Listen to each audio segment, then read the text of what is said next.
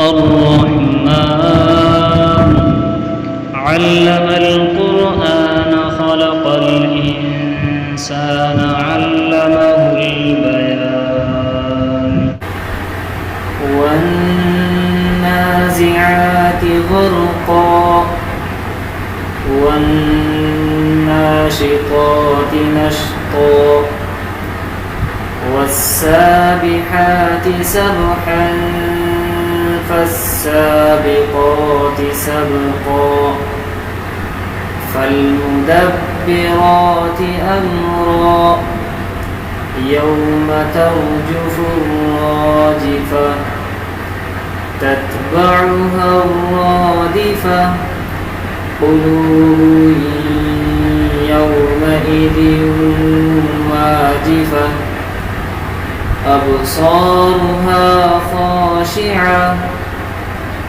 يقولون أئنا لمردودون في الحافرة أئذا كنا عظاما نخرة قالوا تلك إذا كرة خاسرة فإنما هي زجرة واحدة فإذا هم بالساهرة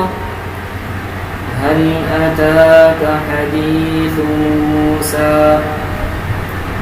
إذ ناداه ربه بالواد المقدس طوى اذهب إلى فرعون إنه طغى فقل هل لك إلى أن تزكى وأهديك إلى ربك فتخشى فأراه الآية الكبرى فكذب وعصى ثم أدبر يسعى فحشر فنادى فقال أنا ربكم الأعلى فأخذه الله نكال الآخرة والأولى إن في ذلك لعبرة لمن يخشى أأنتم أشد خلقا أم السماء بناها رفع سمكها فسواها وأغطش ليلها وأخرج ضحاها والأرض بعد ذلك دحاها أخرج منها ماءها ومرعاها والجبال أرساها متاعا لكم ولأنعامكم فإذا جاءت الطامة الكبرى يوم يتذكر الإنسان ما سعى وبرزت الجحيم لمن يرى فأما من طغى وآثر الحياة الدنيا فإن الجحيم هي المأوى وأما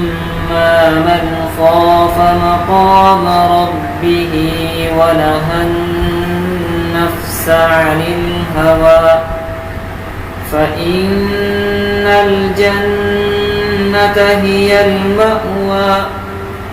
يسألونك عن الساعة أيان مرساها فيم أنت من ذكراها إلى ربك دهاها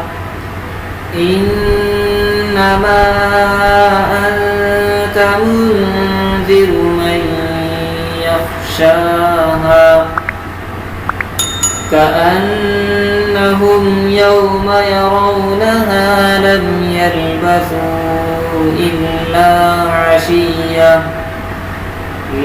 يلبثوا إلا عشية أو ضحاها